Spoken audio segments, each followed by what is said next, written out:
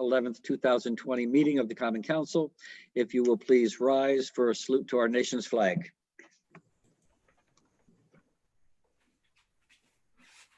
I pledge allegiance to the flag of the United States of America, and to the republic for which it stands, one nation, under God, indivisible, with liberty and justice for all. I'd also like to ask for a moment of silence at the passing of Laura Epstein, who since 1974 has been a champion for an advocate for seniors' rights and senior services in the city of Norwalk, having founded the Norwalk Senior Center and serving as executive director, I believe, of the Senior Umbrella. For many, many years, she has championed and advocated trying to provide services, social opportunities for the seniors in our community, and she will be sorely missed. So if we could have a moment of silence, she had passed tragically, I believe, last Tuesday.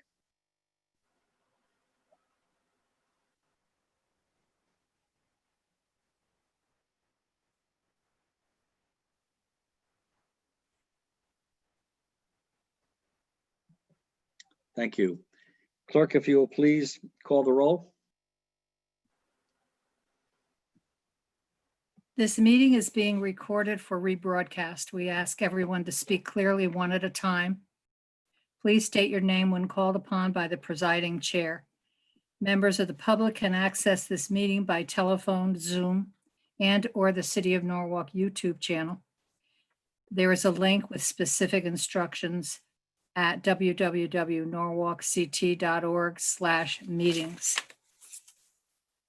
Mr. Burnett. Present. Ms. Johnson. Present. Mr. Langella. Present. Mr. Sachinelli. Here. Ms. Smith. Here. Mr. Hubelman. Present. Mr. Roberts. Present. Mr. Dumas. Ms. Young. Here. Mr. Kites. Present. Mr. Theodorides. Here. Mr. Keegan. Here. Mr. Sirenides. Here. Mr. Livingston. Here. Ms. Shanahan. Here. 14 present. You have a quorum. Thank you. Next item on the agenda, acceptance of the minutes of the regular meeting of July 14th, 2020. Do I have a motion? I have a motion, Mayor, but I do have two small corrections I'd like to make. Okay, motion made by Ms. Shanahan, and Ms. Shanahan, you have the floor. There's on page 2, there's an extra comma in the first paragraph. Mr. Todd Bryant, there's a comma that shouldn't be there in the second to last line. And on page 14, in the very top line, it says Ms. Young said that that is a concern and asked if he could look into, and the word should be it instead of to. With those two changes, I would move that we accept the minutes. Okay, Ms. Shanahan made two corrections to the minutes. Are there any other corrections, deletions, additions, or omissions? Yes, Mr. Mayor, Greg Burnett here. I have Mr. Burnett. two minor typos, type corrections. On page 13 of the minutes, the 5th paragraph down, it states he added, it should be that and not the. He feels they got it right. And also on page 15 of the minutes, the 4th paragraph down, it says Mayor Rilling said he did not think he ever, it should be saw him home, not say him home. Those are the only corrections I had. Thank you. Any further corrections, additions, deletions, omissions? Seeing none, all in favor of the minutes as corrected, please raise your hand. All opposed? Abstentions? It was unanimous. Thank you. Next item on the agenda is public participation. Ms. Church, do we have anybody who is signed on to speak? Yes, we have 6 attendees. The first one, the name on here is Annie. Please, Annie, I'm going to unmute you and allow you to talk. Please state your name and address for the record.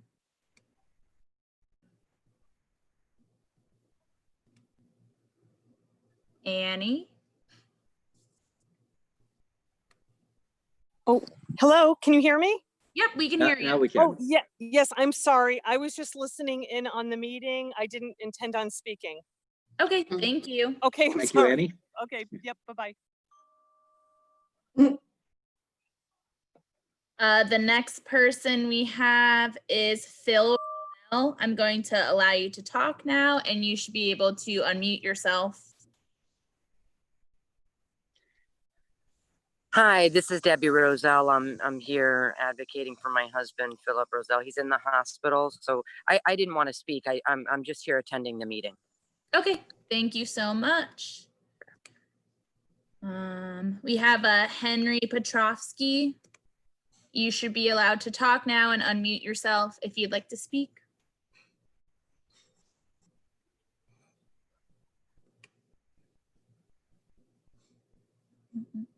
No, thank you. All right, thank you. Going down the line, we have Kate Ritter. You should be able to unmute yourself now.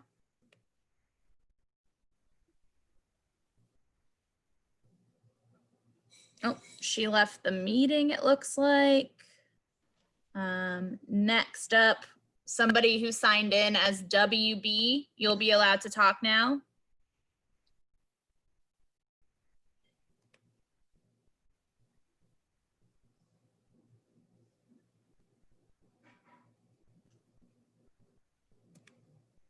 WB, you can unmute yourself if you want to speak.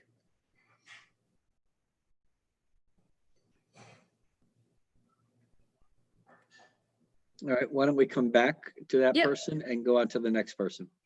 There's a phone caller whose number ends in 537. You'll be allowed to talk now. Go ahead.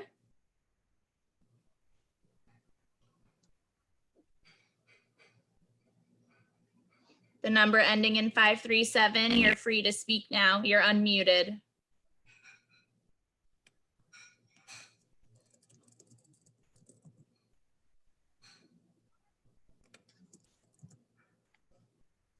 All right.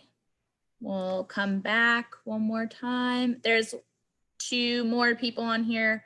The number ending in 844. You're allowed to talk now if you wish to speak.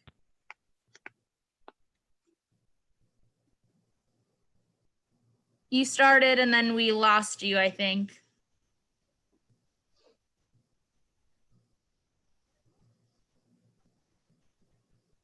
I see 844 on the screen. Yeah, they started to talk and then we can't hear them anymore.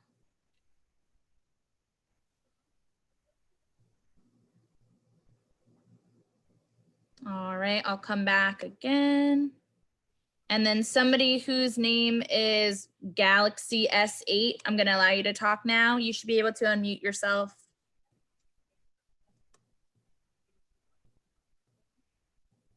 Hi, this is Stacy. I'm just listening in. Okay, thank you, Stacy. And then that's it, but I'll go back to the phone numbers again. Phone And I number, believe somebody WB, is it, or WD? yep. The phone number 537. You can speak now again, if you can.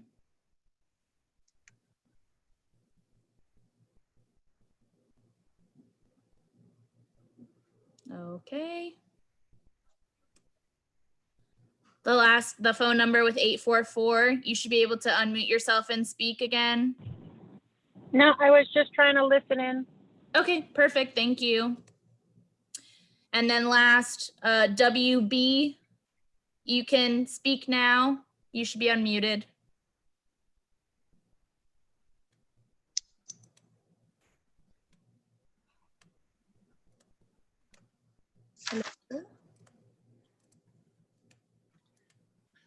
Okay, I know we have one letter that the clerk has received. Ms. King? You have to unmute yourself.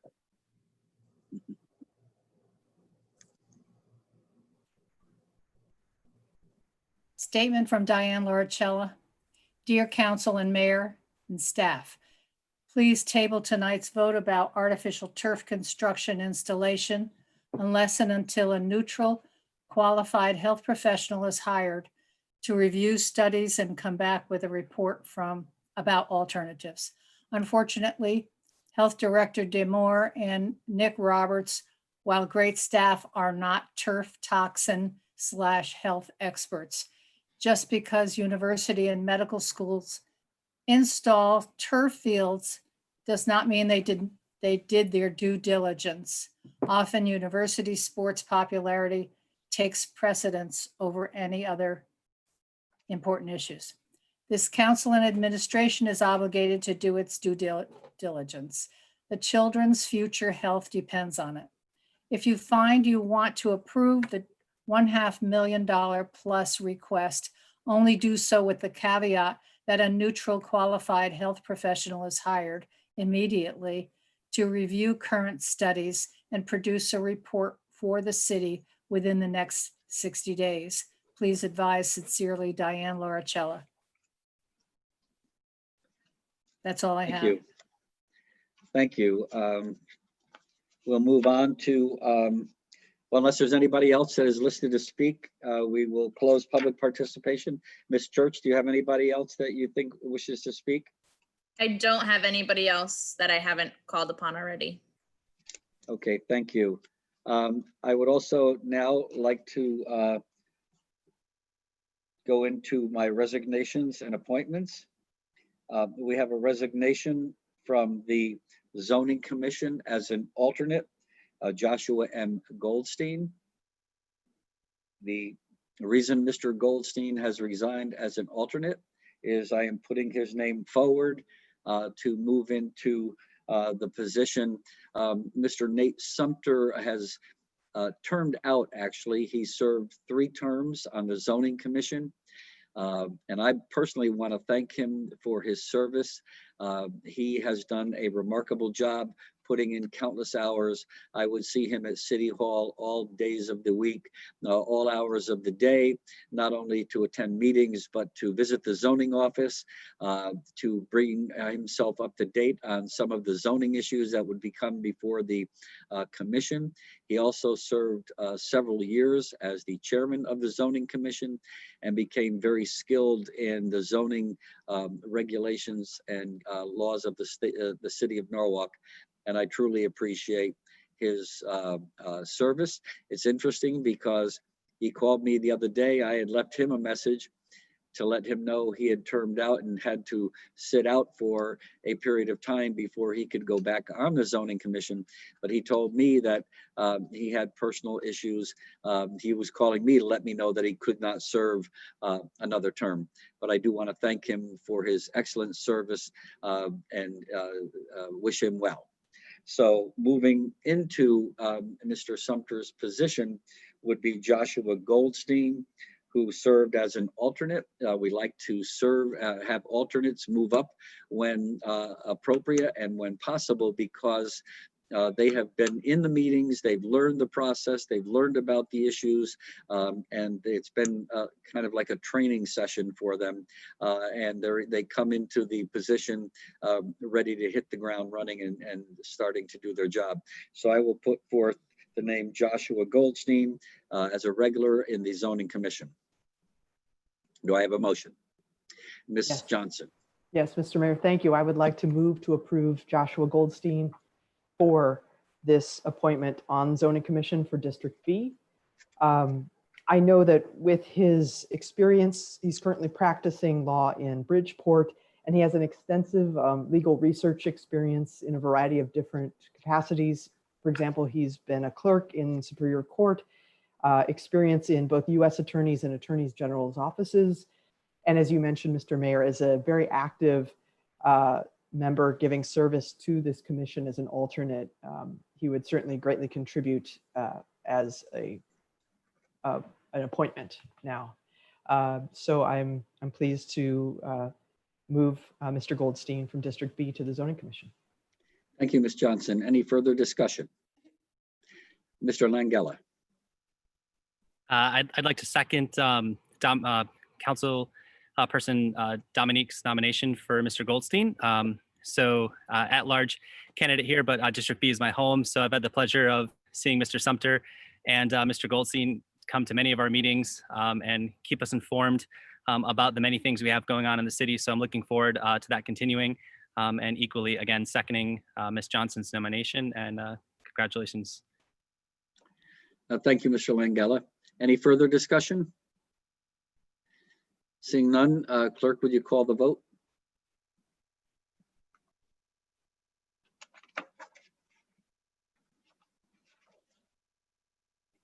Mr. Burnett, Aye. Ms. Johnson, Aye. Mr. Langella, Aye. Mr. Sachinelli, Aye. Ms. Smith, Yes. Mr. Hooverman, Aye. Mr. Roberts, Aye. Ms. Dumas, Mr. Dumas, I'm sorry, he's absent. Ms. Young, Yes. Mr. Kides, Yes. Mr. Theodorides, Yes. Mr. Keegan, Yes. Mr. Sirenides, Aye. Mr. Livingston, Yes. Ms. Shanahan. Yes. The vote is unanimous. Thank you very much.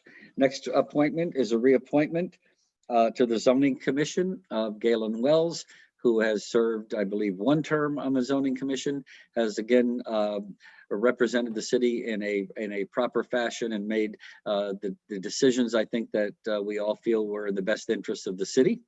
So I would accept a motion for the nomination of Ms. Wells. Mr. Livingston. Thank you, Mr. Mayor. I'm pleased to move Ms. Wells for reappointment to the Zoning Commission. As many of you know, she's a longtime, very involved resident of Norwalk, cares deeply about it, and as the mayor just indicated, has already served one term on the commission, doing really hard work and really being involved. She's a lawyer specializing in real estate and land use issues, so she's perfect for the commission, and I heartily endorse her for reappointment, sorry. Thank you, Mr. Livingston. Any further discussion? Seeing none, Ms. King. Mr. Burnett, Aye. Ms. Johnson, Absolutely, yes. Mr. Langella, Aye. Mr. Sachinelli. Aye. Ms. Smith, Yes. Mr. Hooverman, Aye. Mr. Roberts, Aye. Ms. Young, Yes. Mr. Kides, Yes. Mr. Theodorides, Yes. Mr. Keegan, Yes. Mr. Sirenides, Yes. Mr. Livingston, Yes. Ms. Shanahan. Yes. 14 votes, unanimous vote. Thank you very much, and congratulations to the two new appointees, and thank you for their service. I just have a couple of remarks. One, if you've been following our daily briefings, you will see that the new cases of COVID-19 in the city of Norwalk have been reduced significantly. I believe last week there were 6 new cases. Generally, we see 1 case or sometimes no cases during the day, no new cases in the briefing. Our death rate has dropped significantly, and both of those things we are very, very pleased with. Obviously, we still have work to do, because if you look and see some of the things that are happening around the country and other states that perhaps have started to open too quickly, they're seeing a resurgence in cases. I believe that people are frustrated. I understand that. But I think what we're doing in the state of Connecticut, in the city of Norwalk, and in Fairfield County is having an impact. And that is critical. I just read something today that said if we don't get our arms around this totally by the winter, we could be in for a very, very serious situation. So I want to thank the citizens of Norwalk, the businesses who are being responsible, the people that are wearing face masks and coverings when they're in public, people that are socially distancing, people that are staying home. We have some challenges coming up ahead of us with the reopening of school and with the reopening of our city as we look moving into the next phase. But I caution everybody and want to say, job well done so far, but let's not rest on our laurels. Let's keep on moving forward. Let's keep on doing the things that we know are working. So thank you very much.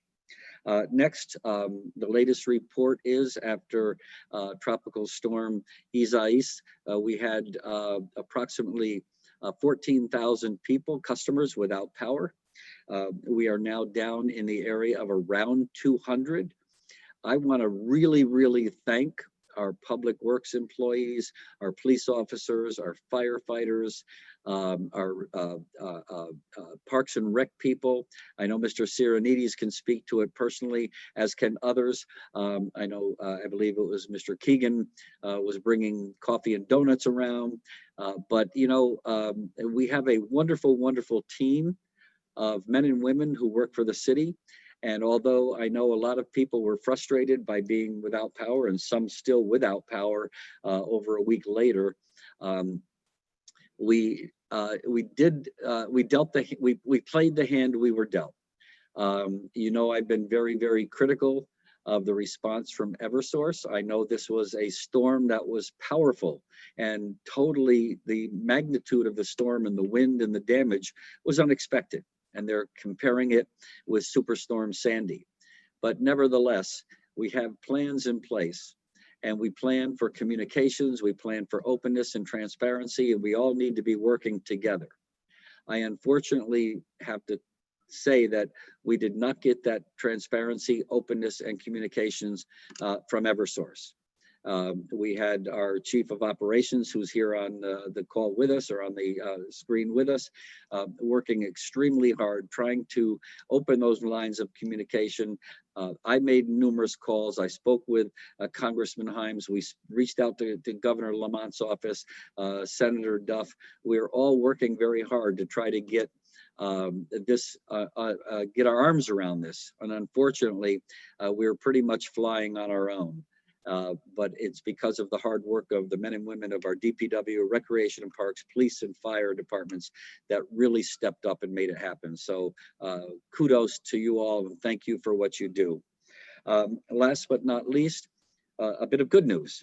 As you know, tonight we will be discussing a connectivity initiative where the city of Norwalk and the Norwalk Public Schools will are being offered a grant of a total of $765,000. Tonight, we'll be voting on part of that grant from the Ritter Foundation and from the Heidenreich Family Foundation. This will provide internet connectivity, high-speed internet connectivity for 1,000 families in the city of Norwalk who don't have it. We know with the the distance learning that we were forced into because of the coronavirus, how we had to scramble to get Chromebooks for our students at a great cost, but well worth it so that they could continue to learn. What we didn't realize that 7 to 8% of students in the city of Norwalk do not have internet connectivity.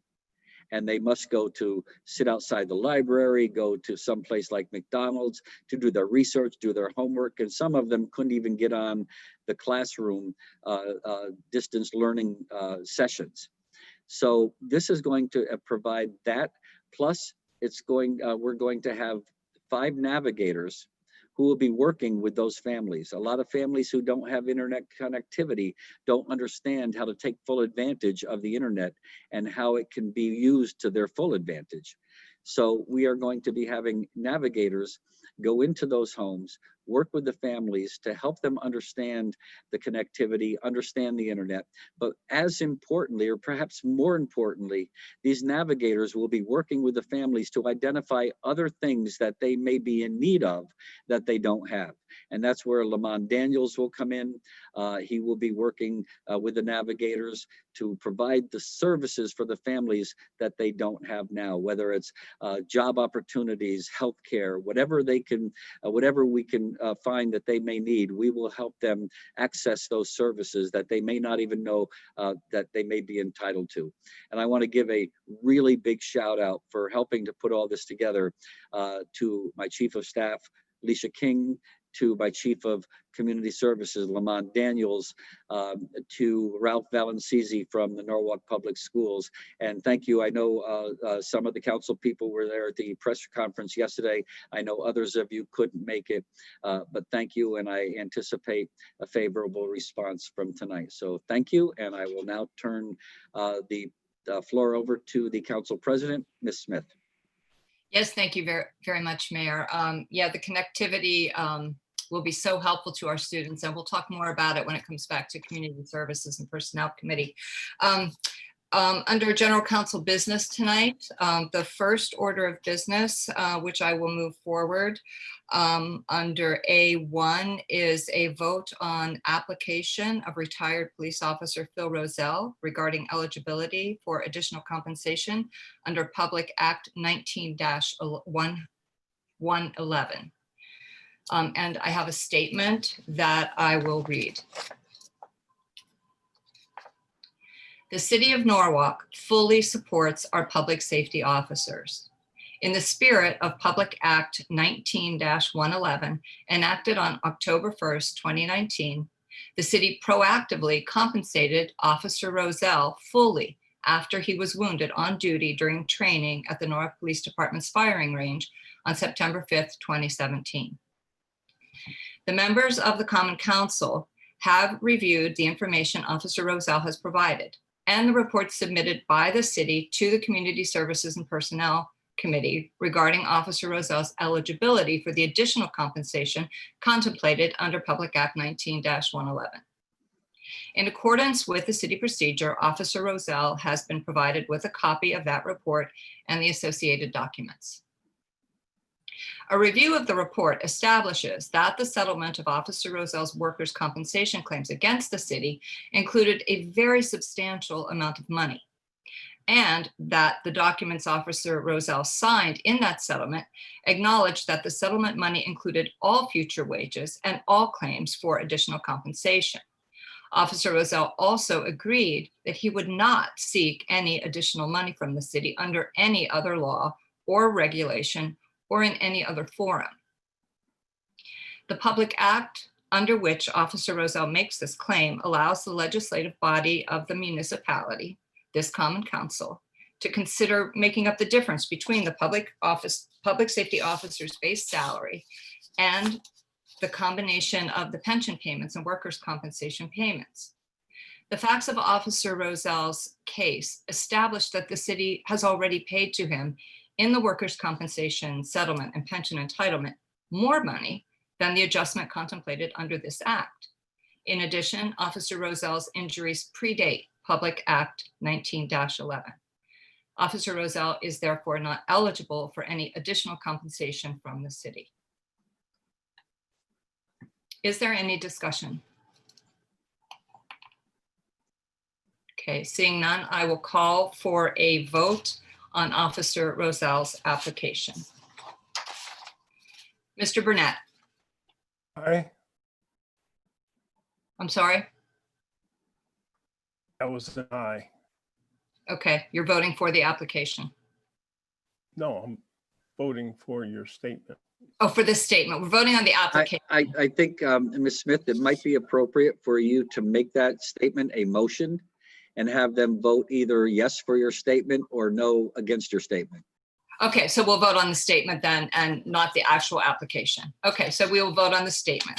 So all in favor of the statement that Officer Rozell is not eligible for any additional compensation from the city. Mr. Burnett. Aye.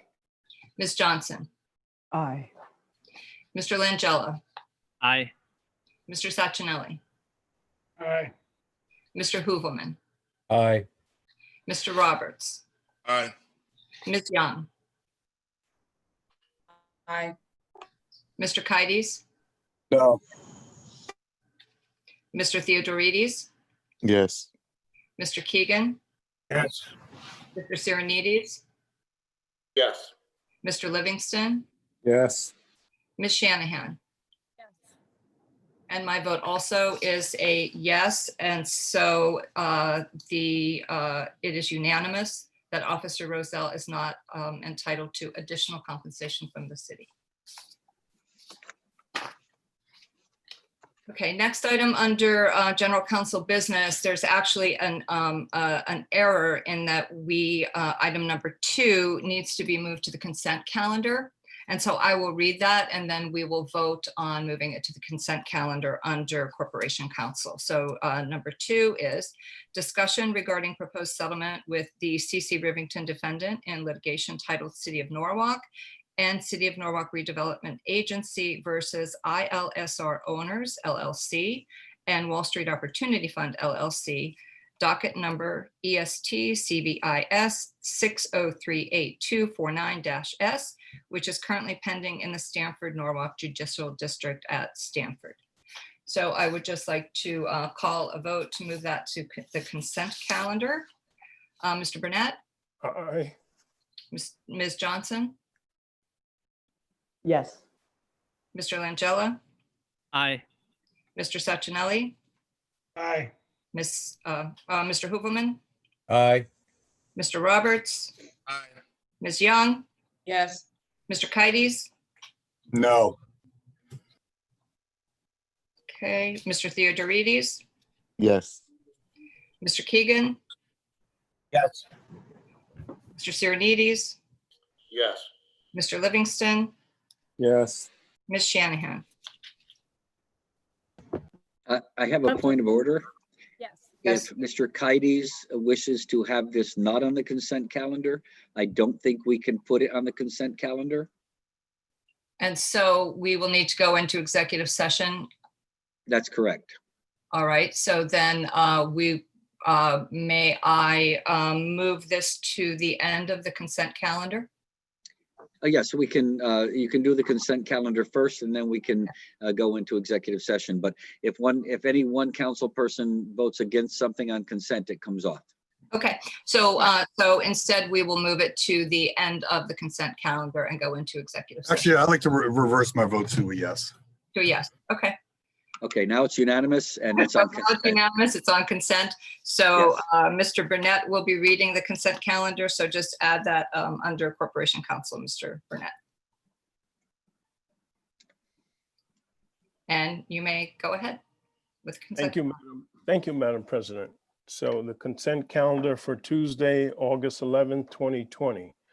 Item 6A1 under corporate counsel, item 1, authorize the discussion settlement for Luther Atkins versus City of Norwalk. Item 6A2,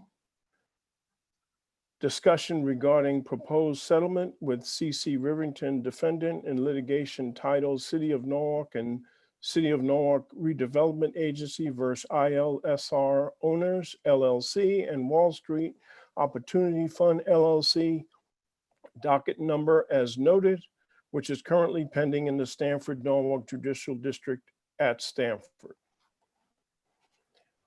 Item number 7B under Public Works, 7B1, authorize the mayor, Harry W. Rilling, to execute any and all documents necessary for the conveyance of the following land for Norwalk Land Development, LLC, to the City of Norwalk at no cost, subject to a release of mortgage encumbering said land. A, certain piece or parcel is identified as conveyance area A, having an area of 1,263 square feet, as shown on map entitled Right-of-Way Survey City of Norwalk Map, showing land acquired from Norwalk Land Development, LLC, by the City of Norwalk, dated November 2019, prepared by Langen CT Inc.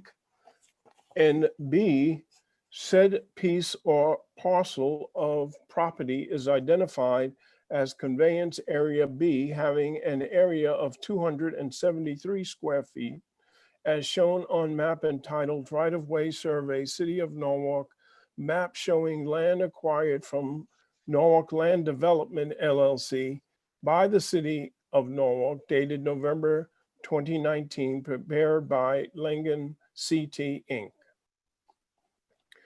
Item 6D under Land Use and Building Management. Item 7D 1A, authorize the purchasing department to issue purchase orders to Schoolwide Inc. for elementary and middle schools, English and Spanish literacy materials for a total not to exceed $277,549.15. Shipping costs have been waived, account noted. Item 7D 1B, authorize a contingency allowance in the amount not to exceed $8,000 in the event of order adjustments. Item 7D 2A, authorize the mayor, Harry W. Rilling, to execute an agreement with AM Electric Company LLC for the Silvermine Elementary School air conditioning and electric upgrades project for a total not to exceed $345,000. Funds are available in account noted. Item 7D-B, authorize the NPS Facilities Department to issue change orders on this contract for a total of $34,500. Funds are available in account noted.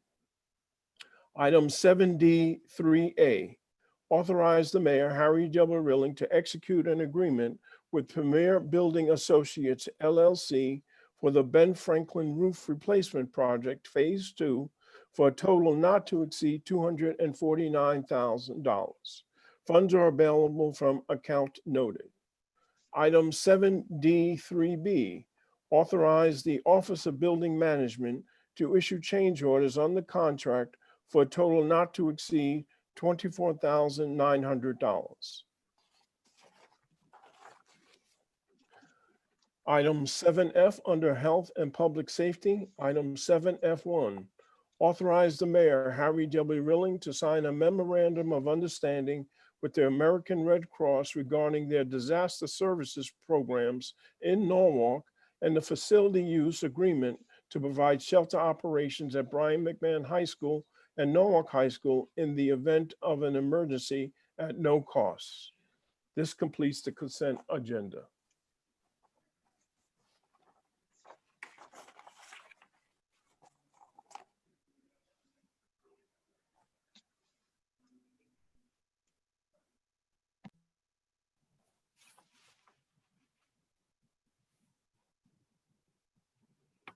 I'm sorry, I'm here. I was dealing with something with Corporation Counsel there. And so thank you, Mr. Burnett, for reading the consent calendar. I would like to take a vote on the consent calendar now, please. Mr. Burnett, Aye. Ms. Johnson, Aye. Mr. Langella, Aye. Mr. Sacchinelli, Aye. Mr. Hoovelman, Aye. Mr. Roberts. Mr. Roberts? Aye. Ms. Young? Yes. Mr. Kites? Yes. Mr. Theodorides? Yes. Mr. Keegan? Yes. Mr. Sirenides? Yes. Mr. Livingston? Yes. And Ms. Shanahan? Yes. Okay, consent calendar passes unanimously. I would just like to make a note here that Corporation Counsel, Mr. Coppola just called me, and we do indeed need to vote on under General Counsel business. We need to actually vote on the application of the of Officer Rozelle as opposed to the statement. So shall we do that now, Attorney Coppola, or should we wait until the No, end of the why don't you do that now then? Okay, so let's do that now. So we'll take care of that now. So what we're doing is we're voting on the application, not on the council statement. Okay, so I would like to call that vote again.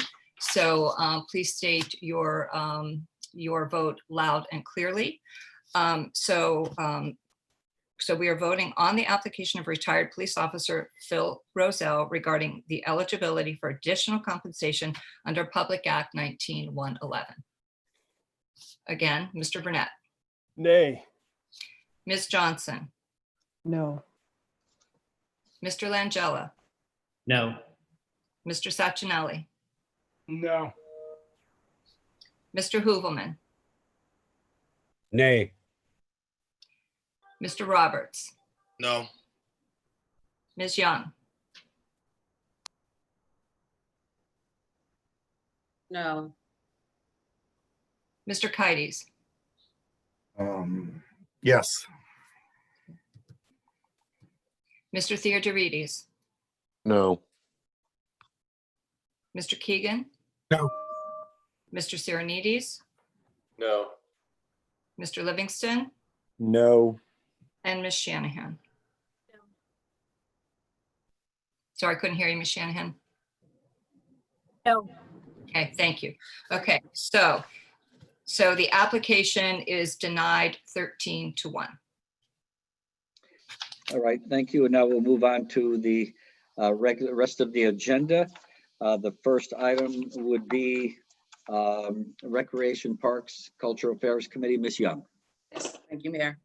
7A, Recreation, Parks and Cultural Affairs Committee. 7A, 1A, authorize the Mayor Harry W. Rilling to enter into agreement with Field Turf USA, Inc., sole source for the synthetic turf surface at West Rock School proposed soccer field complex for a sum not to exceed $443,088, account numbers noted. And 1B, authorize the Director of Recreation and Parks to execute change orders on contract with Field Turf USA, Inc., sole source for the synthetic turf surface at West Rock School proposed soccer field complex for some not to exceed $44,308, account numbers noted. So Ms. Young has moved the item. Do you wish to discuss it, Ms. Young? Yes. You have the So floor. these items were originally on our July Recreation and Parks Committee meeting and was approved at that point. And those items were then moved forward to our July 14th Common Council meeting. We inadvertently moved those items, consent to move those items off of the agenda, which they should have been there. But Nick is here if he has something more to say to that. But these items were approved by the Recreation and Parks Committee. And so we just need to vote on them. We voted on the other piece the last time, which was, Nick, the construction or the material? The construction of the construction of the project. this. Yep. So, And this was a separate item because So it we is a need sole this source. piece to finish. Right. so Ms. Young has moved the item. Are there further discussions or any questions for Mr. Roberts? Ms. Johnson. Thank you, Mr. Mayor. Just wanted to check in, Mr. Roberts, to see if our health department has gotten any further information results over the past few weeks regarding the studies that we are awaiting as a state, as a nation on this material, the crumb rubber and so forth. No, so the EPA study that we referenced at the last meeting, we have not gotten the results of that. Okay. I will follow up with the health department director and see and check the actual timeline for when those results can be expected. But all things considering, I'm sure it's probably delayed a little bit. Understandable. Thank you, though, for that information and update. So Dominique, to your question, Nick and I had that conversation earlier today. And so we were really, I think the sentiment is that we're trying to just move this along, but I think we've taken into consideration some of the things that folks have been asking about about us doing our due diligence and so forth. And we have tried to, as best we can, be mindful of those requests and implement them hopefully when we can. So again, Nick and I had that conversation, and unfortunately, you know how those kinds of things come down. It takes a very long time. And That is so, true. you know, where we are right now in the pandemic, as opposed to if we can get things done, will the fields be used? Is there enough time to wait for the response before we implement? You know, we go ahead with this project, we just don't know. And based on what Nick said, the plan is that some of these fields will be used, hopefully. We're not sure yet, but we need to be prepared for that. But we And also then- need to be prepared to make changes if we need to. I'm sorry, Nick, go ahead. No, I do want to add that we did review the state's report, and there were recommendations in there that we are following. So one of the items they cited was just the crumb rubber and the heat that comes off of the surface. Again, this is a different product that we've used in the past. This is a different product that's what's already on our existing fields. This is a product that's supposed to reduce the temperature by 40 degrees. And it's also a plastic-based topping as opposed to the crumb rubber. So it is a different product. There are some issues with a more natural product in terms of cork or something like that. But this is not the regular crumb rubber. This is an alternative, and we think that will also help with reducing the temperature as the report stated. Thanks, Thank you. Chairwoman Any Young. further Appreciate it. questions or discussions? Mr. Hooverman. Yes, thank you, Mr. Mayor. Nick, are there studies that show what percentage of crumb rubber escapes this plastic coating that's over the top on this? I know that this plastic coating is supposed to mitigate some of that, the crumb rubber coming up, but is there a percentage or a number that actually does get out onto the field? So there is crumb rubber that's used in the base. It's a base of sand and rubber, and then this plastic materials on top of it. These pellets are on top of it. So I honestly don't know the percentage that comes up, but we do regular maintenance on it to where we even it out, we comb it through. So we'll have those maintenance practices in place to try to keep that topping even across the field. But I don't have a number specifically of how much is exposed. And what is the useful life of this field? I believe it is 10 years. 10 years. What is Correct. the cost of putting in an actual turf field? A Of grass field? Yeah, grass field. The installation costs are significantly cheaper, but you're also you're getting less playability out of it, and you're gonna have annual maintenance costs on top of it. So this is a one-time installation that you do upfront that is more expensive. But if you go with a natural grass surface, it's annual maintenance costs. You have to fertilize it, you have to seed it, you have to top dress it, and then you have less hours of play because now you're trying to condense everything into short 5-month season as opposed to playing year round, playing until night under the lights. It's just more hours of use out of it than a natural grass field. Okay, thank you. Ms. Smith? Yeah, I have a question for Mr. Roberts, just in terms of, when it rains, for example, and the field becomes a mud pit, a grass field becomes a mud pit. How much is the turf field better? Are kids able to play on a wet field versus a muddy grass field? Is it safe? Absolutely. And it's You safe? Yes, you can play on a turf field in the rain because the drainage system underneath it captures the water, removes it off the surface. If you're doing it on a grass field, because you're playing in a heavy condensed season, sometimes you have compaction in the soil, so you don't drain as much. And then if you play on that, it damages it, which has more downtime for the field to recuperate.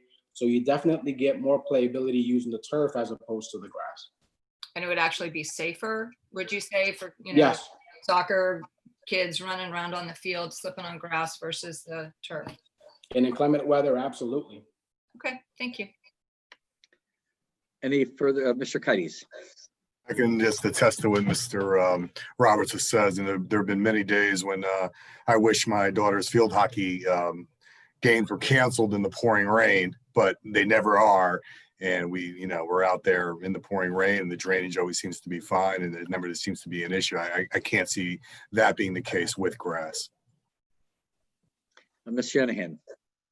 Mr. Roberts, I thought that I have read that there is some issues and some safety issues concerned with these artificial turf fields where there's a higher concussion rate, and then also that there's some issues with knees because of the hard pounding. So I'm not sure that all of the studies support the fact that they're safer than regular turf fields.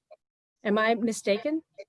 So I think that there was a study done in California where that was mentioned, but there's been studies done on both sides of this topic.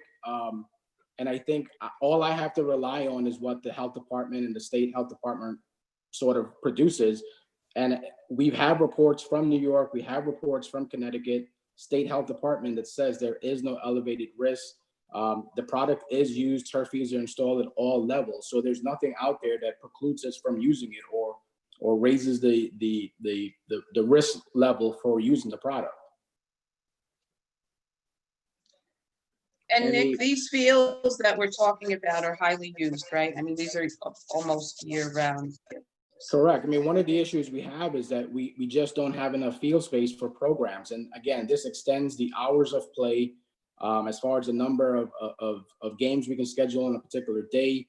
It allows us to schedule later into the season all year round. So it does give us more flexibility, more room for programming, and more use by the public. Any further discussion or questions for Mr. Roberts? So Ms. Young has moved the item, and Ms. King, would you call the roll? Mr. Burnett, Aye. Ms. Johnson, Aye. Mr. Langella, Aye. Mr. Sacchinelli, Aye. Ms. Smith, Yes. Mr. Huvelman, Aye. Mr. Roberts, Aye. Ms. Young, Yes. Mr. Kides, Yes. Mr. Theodorides, Yes. Mr. Keegan, Yes. Mr. Sirenides, Yes. Mr. Livingston, Yes. Ms. Shanahan, I believe that was a no vote. We could hardly hear you. couldn't hear it. All right, Okay. no. It's a little, Thank you. I gotta turn up my volume. Passes 13-1. Okay, thank you. Just a notification, Ms. Smith, be on the ready. I just got a signal on my computer that says my internet is not stable, which has been the case since the storm. So I'm hoping that I can make it through the rest of the meeting. And now we'll move on to item 7C. Ms. Smith. Yes, thank you, Mayor. I will move the item and speak to it if I may. Okay, Ms. Smith has moved items 7C, 1A and 1B. 1A, authorize the mayor, Harry W. Rilling, to execute any and all documents necessary to accept grant funds from the Ritter Foundation and Per and Astrid Heidenreich Family Foundation in the amount of $125,000 each for the period September 1, 2020 through August 30, 2021. 1B, authorize the mayor, Harry W. Rilling, to execute any and all agreements, documents, instruments, or amendments as may be necessary to implement the Connectivity Initiative Family Navigator Program grant for the period September 1, 2020 through August 30th, 2021. I think somebody has their microphone on, just to point that out to someone, some background noise there. So what I'd like to make clear is what we're voting on here tonight is specifically for the Family Navigator aspect of the Internet Access Initiative. And I'd just like to take a moment to personally express my gratitude to the Dalio Foundation, the B Foundation, both the Ritter and Heidenreich Foundations for this incredible opportunity for our students. One of the things that I really noticed last year as a teacher doing distance learning with my high school students, and I was live with my students every day. We had classes, I saw my kids every day, when they let me. But I really could see the number of students that I had who did not have that internet access. They either missed classes, They were trying to connect on their phone. Sometimes they would try to call in, and they really suffered educationally because of it. And so, you know, we talk about equity in education, and this is something that can really, really help our students who are in need. So I fully support this, and I hope you will fully support this. You know, this is a fully grant funded positions. And so I'd just like to turn it over to Lamont Daniel to explain a little bit more about exactly how this is going to work, exactly what the family navigators will be able to do in conjunction with Altice and, you know, the internet connectivity. Thank you, and good evening, everyone, and thank you, Madam President, to the mayor. So as you all heard, we're really excited to have this opportunity. And so the Family Navigator program is a component of the larger connectivity initiative under the Dalio Foundation. It will be partnering with the Norwalk Public Schools. As the mayor indicated, through the school surveys and their data, we do know there was about 7 to 8% of families that really was challenged because of this move to virtual learning. And that equates to kind of 1,000 households. So that's where we got that number from. And so what we also know that out of the 1,000 families, they all have varying needs. And the needs may be as simple as, I just don't know how to connect. I just need someone to hold my hand to help. But then there may be another level of needs. I'm having some challenges understanding the content so I can help my child. And then there may be another level of need is, well, I have the software, I'm connected, I have the high quality, but maybe the family, the mom or dad or the caretaker is depressed, or maybe that student has some other additional needs. Well, that family navigator is really what I like to call a professional mentor to really say to that family, hey, how can I help in a non-threatening, non-judgment, non-shameful way? Because the goal is to really help students and families be successful. Because we know when the caretakers are in a good place, they're able to then support that young person, have a amazing educational experience. And so the family navigators through our department will be trained using the state wraparound model. And the wraparound model is simply looking at families from a strength-based perspective. So we're not looking at families from a deficit perspective. It's what do they do well? How do we build on that? The family navigators also will help the families, that word navigator, you know, we use that word intentionally. How do I navigate through the social service system? Norwalk has an amazing resource system. But for some families, where do I start? Where do I go? Well, that family navigator will be that person. If you need help with food, Agency A does this. If you need help with mental health, Agency B does this. If you need help with job training, these are the programs. So it's really that person that will really work with that family. And it could be for a month, it can be for 2 months. It really depends on the needs of that family to get them up and running and get them to be successful. So we're really excited that these family navigators will be on board. We're looking forward to get them ready since we have this, once this is approved, to identify the family. I think the other piece that I like to underscore is that the family navigator model, one of the uniqueness, it's individuals that have their own lived experience. So when they're talking to families, they're not only empathizing that I understand, but you know what, I've been there too. I had to get help. Help is not a bad word, because we know oftentimes, you know, talking to people about their problems. Who likes to talk about that stuff all the time? Well, it is our goal that through the Family Navigator program, they would really be able to support that family,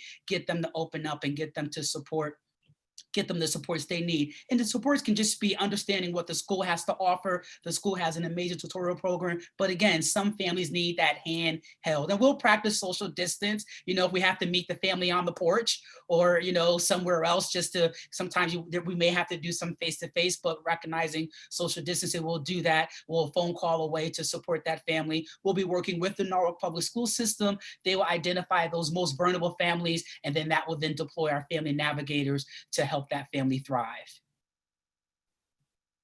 Lamont, could I just ask you to discuss, you know, this is for a period of 1 year. This grant is funding these positions for 1 year. So what happens then? Yeah. So this is a 1-year program. So it's a grant. And one of the things we were able to do through the Ritter Foundation and the Heiderich Foundation, we have an evaluation component. So that evaluation component is going to tell us, were the families better off? Did this support really make a difference? And we will have to then figure out and talk through, what does this mean over time? Look through other philanthropy, look through other grants. But right now it is a 1-year grant, but we were intentional having that evaluation component to help us understand, was this really impactful? And I think that will be the conversation at the end of the year to understand and learn, how impactful was this and how can we support this program moving forward? Thank you, Mr. Daniels. Ms. Smith, did you have anything else you wanted to add? Not for Mr. me. Hoovelman? Yeah, I just have one question, Mr. Daniels. What is the initial level of training and experience that you're looking for in these navigators? Are these MSWs that we're looking for that are going in, or what is it? That's a great question. These are not clinical people, and that was done intentionally because the Family Navigator model is really a coaching mentor relationship. So we are asking, in terms of the job description, high school diploma with some years around with human services or understanding the social service network. We are partnering with one of our local agencies here in Norwalk that will train our navigators in the wraparound model, which is the approach of how you work with families: respect, boundaries, sensitivity, confidentiality. And then we'll be working with the school because, the Family Navigators have to have a basic understanding of the internet. There will not be experts, but at least have that common language to then say, this is what you need to do. One quick example is, and we heard this when families were at home, some families did not know you call Altice for the helpline. Well, just being able to have that support. This is the helpline information. This is the help support services, or this is the online platform for Norwalk Public Schools. And let me help walk you through the tutorial programs that are offered for you. Thank you very much. I think this is a fabulous program, and I'm very, very excited that it's coming to us in the way that it is. And I hope that it's something that we can look forward in a forward-thinking way to be able to continue it, because I think it's a needed program in our community. Thank you. Thank you, Mr. Livingston. Yeah, thank you, Mr. Mayor. Mr. Daniels, I too think it's a wonderful program. I'm curious about the hardware component of it. I don't know if you addressed that. I mean, if people don't have internet service, are they going to be providing, the means of hooking up something new, or how does that work? Yeah, the actual, as I think the mayor pointed out, the actual connectivity piece, that's through the relationship through the Dahlia Foundation, Altice, and the school system. So all the connectivity, who gets what, and the hardwire, high-speed quality, that's through the school system. They will identify those families. Those same families who may need that additional support, that's how those families will then get referred to our department to help support them understanding all this software and hardware stuff that they just received but don't know how to use it. And then look at other services that they may need as they're identified through the relationship with the Family Navigator. Got you. Thank you. Yes, sir. What's that? Any further discussion? Seeing none, I would also like to mention, and again, thank you to the Dahlia Foundation, Altice, and Optimum. This is all a partnership, a public-private partnership that we know that model has worked so successfully in the past, and it gives us greater leverage, greater resources, and combining all those things that we have to offer. So if there are no further discussions, I will ask Ms. King to call for a roll call vote.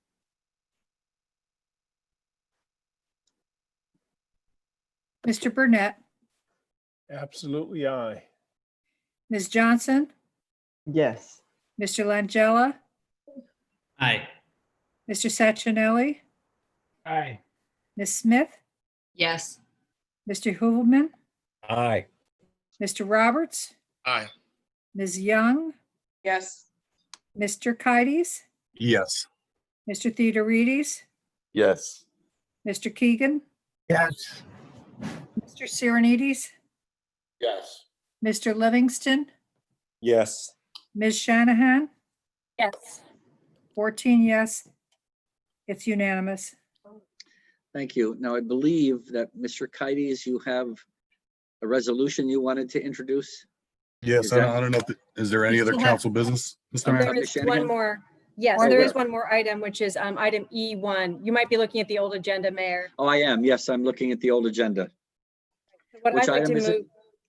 move, it's item 7E1, approve the following sorry, I have to read it myself. The following revisions and amendments to chapter 36 of the city code. It's chapter 36, which is the enterprise zone.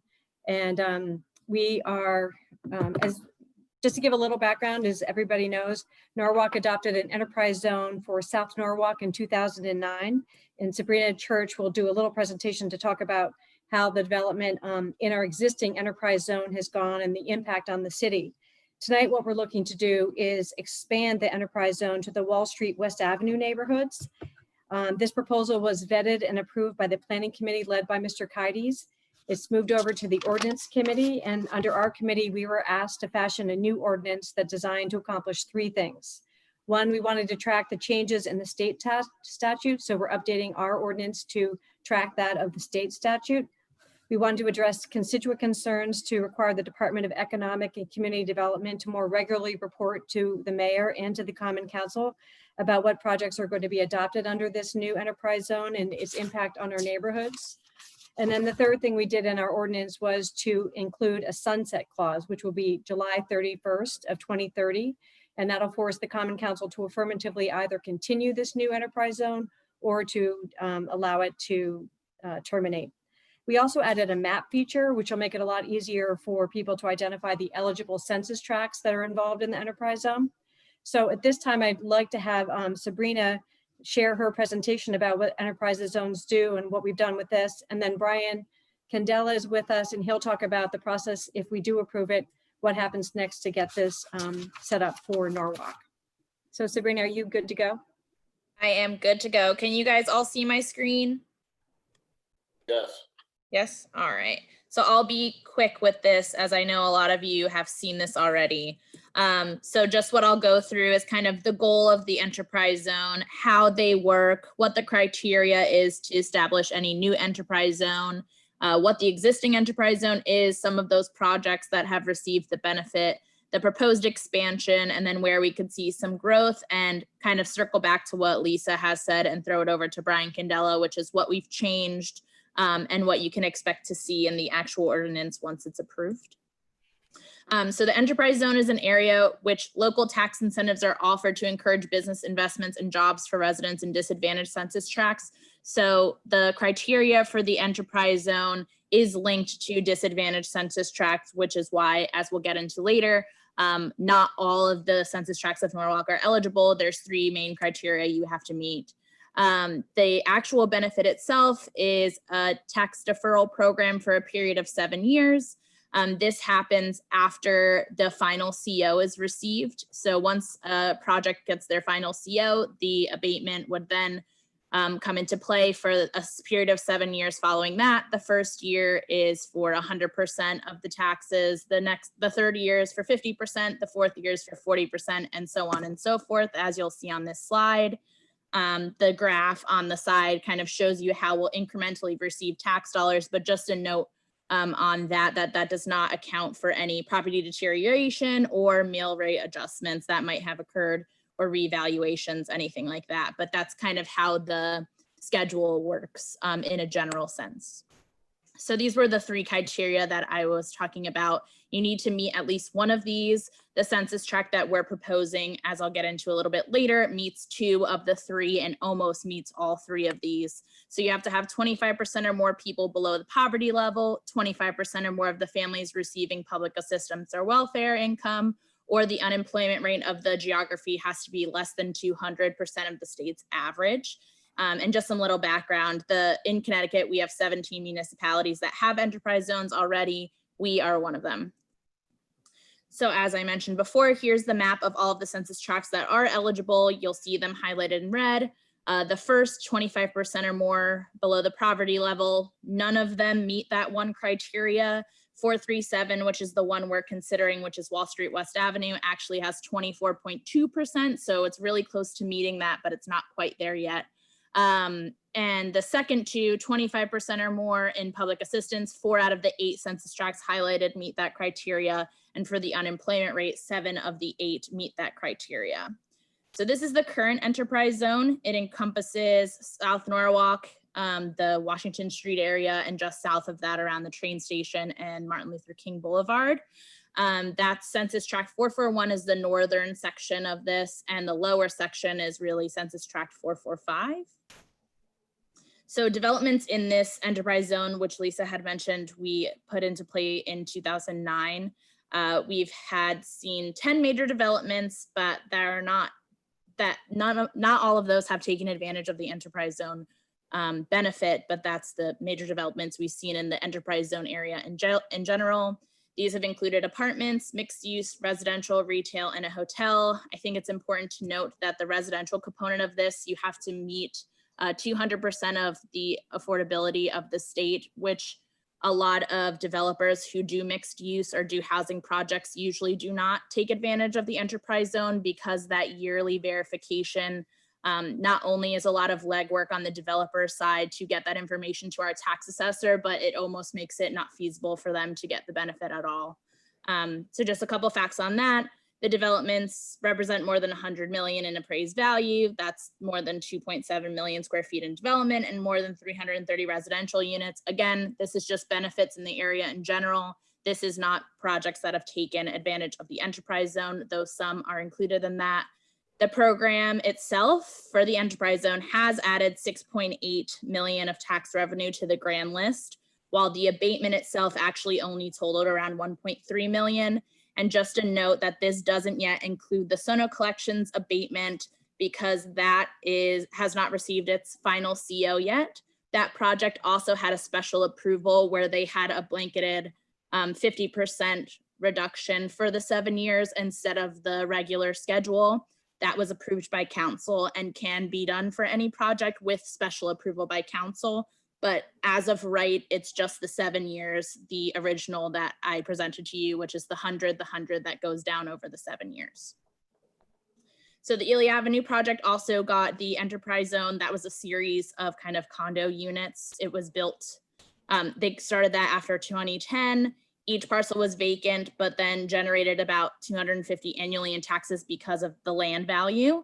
Over the course of the 7-year phase in, the value of the tax abatement now totaled $49,000, but now the units themselves bring in more than $25,000 in annual property taxes, which is a 1,000% increase from 2010 to 2018.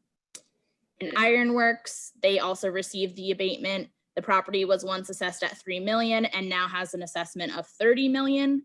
From 2007 to 2012, the property taxes generated only about $50,000 a year in property taxes, but over the 6 years was $300,000 leading up to construction, because you're paying full taxes until you get your final CO. In the first year, the highest tax abatement year, which is when you get that 100%, the property owner still paid about $50,000 in taxes, and this was as much as they were paying before. In 2018, the tax paid with the abatement was $373,000, which is an increase in 1,129% since 2007. So after 7 years, instead of the $300,000 in taxes, the property will now bring in about $4.9 million. And then this is just another example for the residents in. Again, we're seeing a 262% increase in taxes from 2007. So yes, we're putting out the upfront cost by getting the abatement program passed, but in the back end, we're actually getting a lot more tax dollars than we would have gotten had the project not occurred. So just some demographic information. So what we're showing here is that the enterprise zone is actually making things better in terms of population, poverty, unemployment, median household income, and families on public assistance. So the purpose of the program is to increase all of these values and decrease them. Obviously, you want to decrease the poverty values and households that receive public assistance.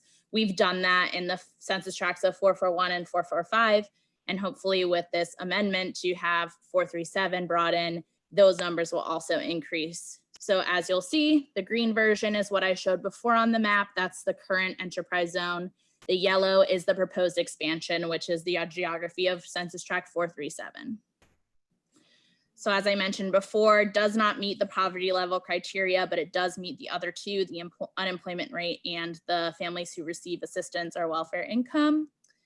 This is the chart that's showing from 2010 to 2020. We're actually increasing in poverty. We had an increase in population, but as you'll see, compared to a downtown urban core census tract, this is a significantly small amount of people that live there.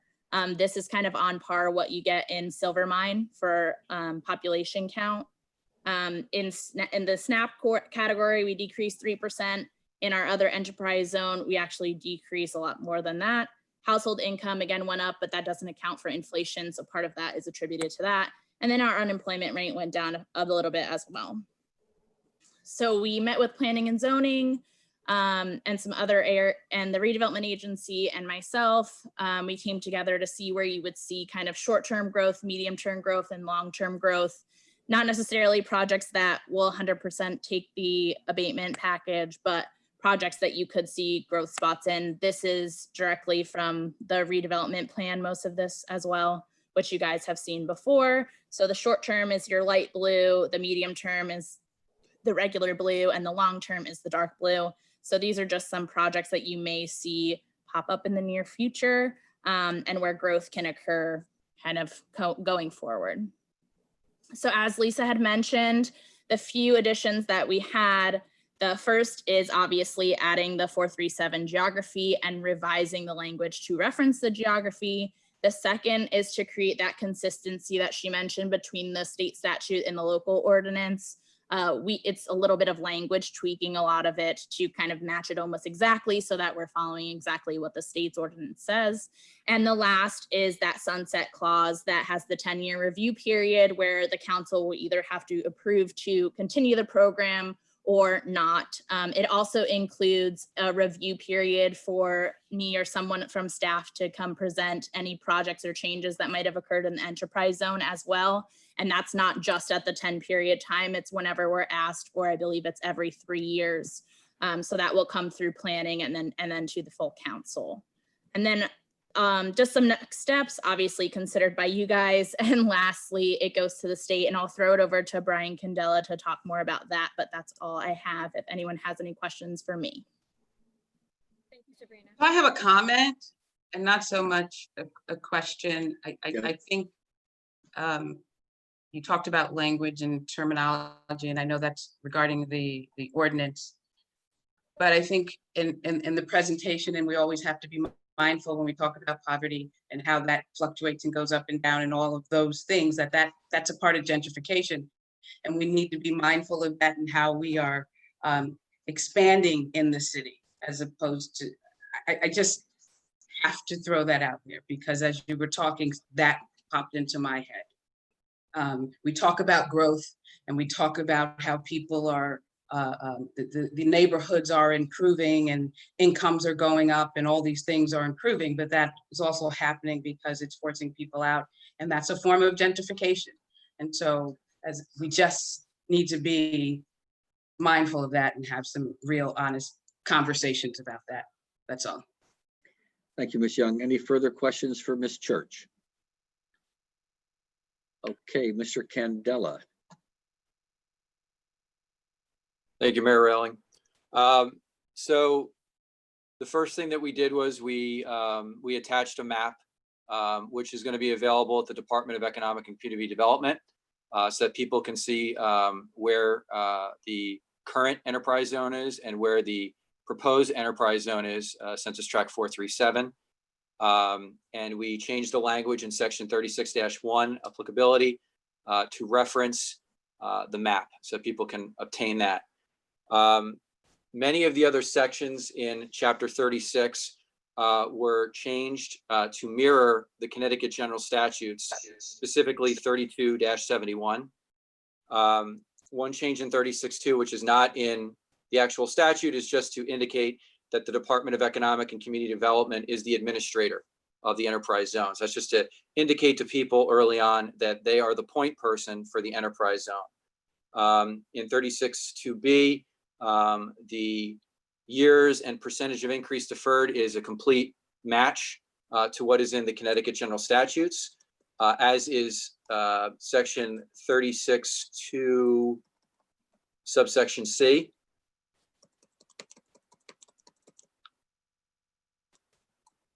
Subsection D mirrors what is currently found in our ordinance in 36-2B. The change here is that it's no longer the redevelopment agency, but the Department of Economic and Community Development that's in charge of reviewing applications for additional deferments. And you can see from subsection D that, and if you compare it to 36.2B in the current ordinance, the language was changed to clarify the process by which somebody would have to make an application in order to ask for additional deferments. Those deferments would go to the Department of Economic and Community Development. They would make a recommendation to the Common Council, and then the Common Council would make the decision as to whether an additional deferment on top of what is mentioned in 36.2B would be appropriate. 36.2E and 36.2F and 36.2G are all taken straight out of the statute. Bear with me one second.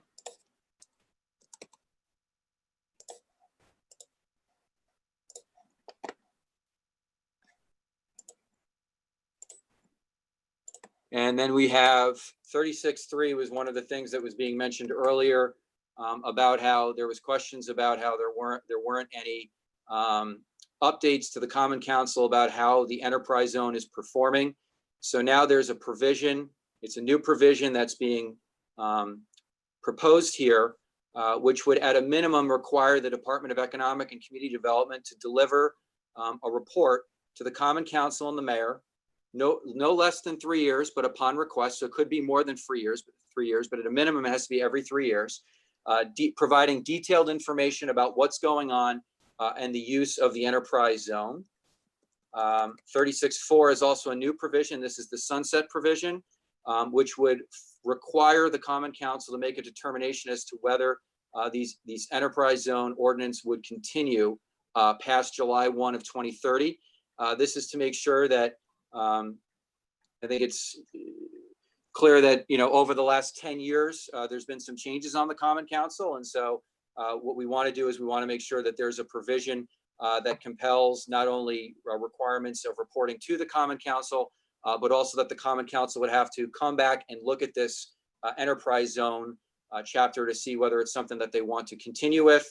And finally, 36.5 simply indicates that this shall not become effective until after the state of Connecticut's Department of Economic and Community Development approves this ordinance and the inclusion of Census Tract 437 into this revised Chapter 36 entitled Enterprise Zones. Okay, thank you, Mr. Candela. Do we have any questions or any comments or discussion? Mr. Kites. Yes, Mayor, thank you. I think we've learned a lot from the South Norwalk Enterprise Zone. And what I've learned, and many of us have learned, is that a lot of these projects wouldn't have taken off, wouldn't have gotten off the ground without a bit of incentive. And I've learned over the years that these developments operate on a small percentage profit margin. The difference between 4 and 6% is the deal breaker to have these projects move forward. And now that the South Norwalk Enterprise Zone, that tree is starting to bear fruit, and we're seeing that properties that generated small levels of income with tax for the city are now generating, triple, quadruple, so forth tax revenue for the city. So I think we learned a lot for that. And I just want to say thank you to Ms. Shanahan and the Ordinance Committee for getting it to this point. I think there's a lot of benefit here. I'm hoping that this will spark some activity down there in the Wall Street area, which it so desperately needs. So thank you to all. Thank you, Mr. Kites. Ms. Smith. Yeah, I have a few comments. I support the enterprise zone. I concur with Mr. Kites' comments. I think that, we do need incentives to establish quality development and redevelopment. But we do also want to piggyback on Ms. Young's comments because, we do have gentrification going on and we have to maintain a sensitivity to that. And so I think that, while we want to see quality redevelopment, we also want to take care of our citizens and our families. And, I have mentioned this before, but I think we need to continue looking at our zoning laws. And I think we need to continue pushing to provide affordable housing throughout the city. and find a good balance of quality redevelopment and development and taking care of our families who live here. Thank you. I think So just a quick comment on what Ms. Young and Ms. Smith just referenced. What I would mention is to take a look at 36.2 subsection E. It describes that a fixed assessment on any residential property shall cease. And under subsection 1, it talks about residential rental property on any dwelling unit and such property is rented to any person whose income exceeds 200% of the median income. So while we're providing this benefit and this incentive to people, there's also an incentive to not, there's an incentive to draw back on this, the concern about gentrification, because if you start to rent it to people who exceed the median income for the area, then you could lose this benefit. So while we're trying to incentivize, we're also trying to assist people that are in the area as well. So hopefully 36.2E might alleviate some of those concerns. Thank you. I think Mr. Hooverman, you had your hand up. Yes, thank you, Mr. Mayor. I just would like to say that I think that enterprise zones and things of this nature, they're instruments that we can use and utilize for growth. But I agree with the comments that Councilperson Young and President Smith said, which is that we need to be very conscious of the gentrification factor. And though I understand the 200%, the number that's there and what it's there for, it's the building that then happens around it, the ancillary building that begins to grow as the neighborhood begins to grow. And suddenly those people are unable to, that currently live there, are unable to afford to live there anymore, and in essence are pushed out. And we have to be very conscious of that as we move forward with any development of this nature. Though I support an enterprise zone for this area, I think that we as a governing body have to be very, very careful as we move forward. That's my comment. Thank you. Further discussion? I also agree with the fact that we need to protect those that are most vulnerable and do everything that we possibly can. And I am very confident in the Zoning Commission and the Council that will be one of the things first and foremost in all of our minds whenever we vote on developments, vote on issues, and those kinds of things that will come before this body. So Ms. Young, thank you for reminding us of that. It's critically important. And Mr. Keides, thank you for reminding us, as some people would have you believe that this is something on the back of the taxpayers. These enterprise zone initiatives do not add 1 penny of tax to any of the current Norwalk taxpayers. This is an incentive, and it for the most part is designed, or not for the most part, this is designed to take a piece of property that is not being developed to its fullest potential and not paying the taxes that perhaps the revenue would be generated, and help us to bring that piece of property into a level of taxation and development of which we can be proud. So this is not something that the taxpayers are going to pay for. This is something that the developers, whoever develops a piece of property that takes advantage of the enterprise zone structure, will be paying a larger percentage of taxes than the owner or the current owner does now. So I want to get that out there so that people don't think that this is something that is going to cost them money. So thank you for bringing that up, Mr. Keides. So having said that, if there's no further discussion, I would ask the clerk to call for a roll call vote. Mr. Burnett, Aye. Ms. Johnson, Aye. Mr. Langella, Aye. Mr. Sachinelli, Aye. Ms. Smith, Yes. Mr. Hooverman, Aye. Mr. Roberts, Aye. Ms. Young, Yes. Mr. Keides, Yes. Mr. Theodorides, Yes. Mr. Keegan, No. Mr. Sirenides, Yes. Mr. Livingston, Yes. Ms. Shanahan. Yes. The vote is 13-1. It passes. Thank you, Ms. King. Now, I believe, Mr. Kides, you wish to introduce a resolution. Is that correct? Yes, Mr. Mayor, thank you. I think, first, I think we need to go off the agenda or to add an item to the agenda. Well, if I may, it's part of the council rules. There should be resolutions and other information on the agenda, on every agenda. I don't see it here. So, Mr. Mayor, I mean, if you feel like we need to vote to suspend the rules to add it to the agenda, that's, I'm fine with that.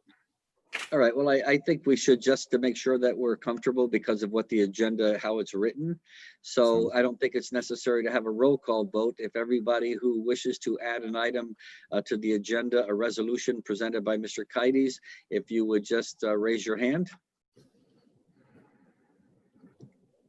I think Mr. Theodorides, I believe I can't see you, so you can say aye or nay.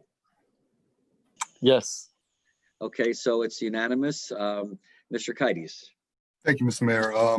I do believe everyone received the resolution, and I believe you've also received other information from the Humane Society and other organizations here around. This all started almost about a year ago when the Humane Society reached out to me in regards to this resolution. And the purpose of this resolution is to encourage our state representatives to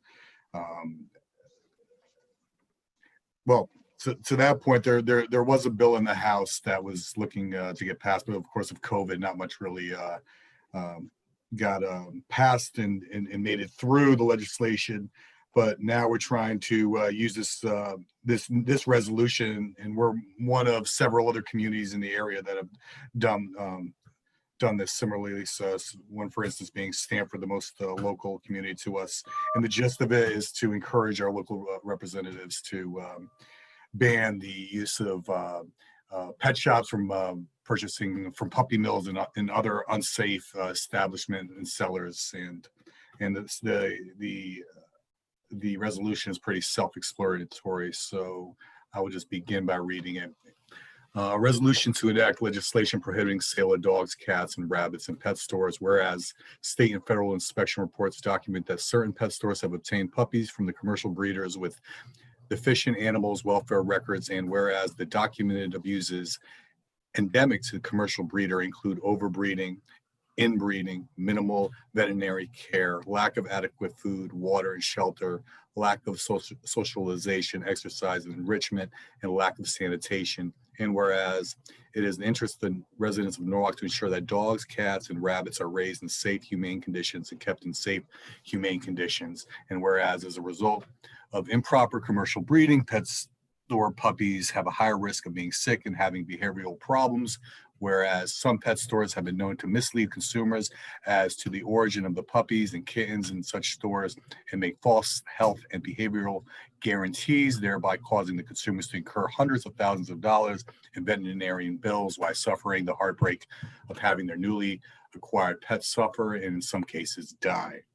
And whereas according to the U.S. Centers of Disease Control and Prevention, pet store puppies pose a health risk to consumers, as over 100 Americans, including at the last 2 Connecticut residents, have contracted an antibiotic-resistant Campylobacter infection from contact with pet stores and puppies. And whereas there are dogs, cats, and rabbits being held at the Norwalk Animal Shelter that are in need of good homes, and whereas prohibiting pet stores from selling dogs, cats, and rabbits is likely to decrease the demand of puppies and kittens bred in puppy and kitten mills and decrease the burden of such puppies and kittens that end up in animal shelters place on local agencies and taxpayers. In closing, the Norwalk Common Council resolves that and strongly urges that our state representatives by this resolution enact legislation that prohibits the sale of dogs and cats and pet stores, or a clarifying provision stating that the municipalities have the authority to regulate pet stores in a manner that is more restrictive than state law. Just like I just want to end by saying you don't have to be a pet lover, an animal lover to be sympathetic to these causes. I've seen some of this over the last year. I've seen videos, facts, proof. I mean, a lot of these, many of these stores, pet stores, from what the knowledge I've gained, a very high percentage are purchasing their animals for puppy mills and other unsanctioned establishments. So I'm hoping to have the support of this council to pass this resolution unanimously and encourage our state representatives to enact some legislation that will protect them as they can't speak for themselves. Thanks, Mr. Mayor.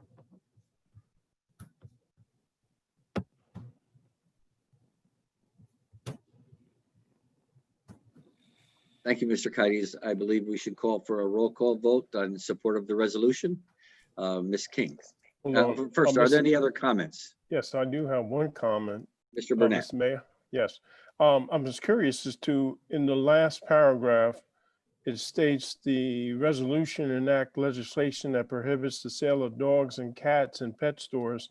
Why are we not mentioning rabbits also if the opening of this resolution says sale of dogs, cats, and rabbits? Why did we leave rabbits out? I have no, obviously I have no objections to adding rabbits to the last paragraph. And to that case, I passed this resolution on to Donna King to put it in the minutes for us. So Ms. King, if you don't mind adding rabbits to the last paragraph, that would be fantastic. Sure, the secretary Ms. Young? gets it. I was going to send it to her. Ms. Young. I'm sorry. So to Greg's point, I mean, there are all kinds of animals, right? Is that, so are we just talking about dogs, cats, and rabbits? Or ferrets? Well, to my knowledge, this is like a Mayor, may I? Yes, go ahead. To my knowledge, there's like I said, there was a bill that was put forward to our state legislators, and of course with COVID, it didn't make it through. But which I've read, and it includes all animals. Okay. This is the president of the Humane Society here in Connecticut had helped me with the wording of this.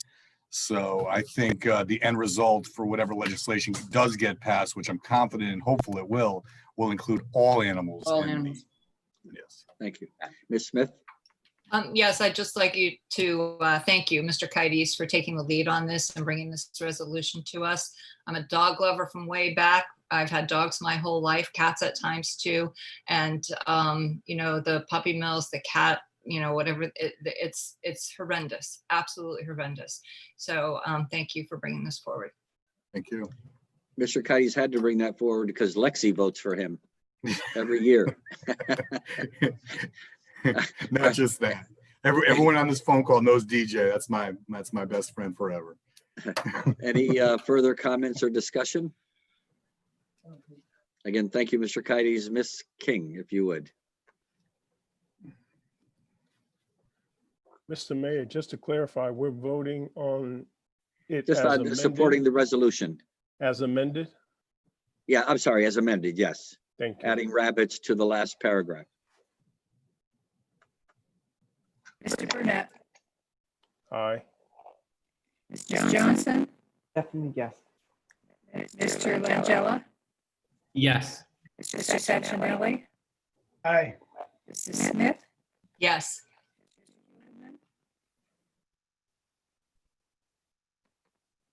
did we You lose may have him? lost volume, Ms. King. I did? And oh, yeah, you're very garbled, but continue. Mr. Roberts, Can't understand. I can't understand you. Did you? what else do you Aye, want with them? Mr. Huber. How about you raise your hand if you approve this? Okay, everybody in support of the resolution, please signify by raising your hand. Okay, and Mr. Theodorides, are you in support of this? No, he hates pets. No, I love pets. Yes, I did. I raised my hand though. Okay, so it is unanimous. Thank you, everybody. Thank you, Mr. Kites. You know, we always rise to the occasion. If technology fails us, we still do it. There's a motion now that I need. Mr. Hooverman. What's your motion? Motion to adjourn, Mayor. Okay, all in favor? Aye. Opposed? Mr. Theodorides, are you in favor? Of course, yes. Okay. Motion to adjourn is unanimous. Thank you all, and thank you for an interesting and productive meeting. Thank you. Aye. Good night. Be well. Good night. Night. Right.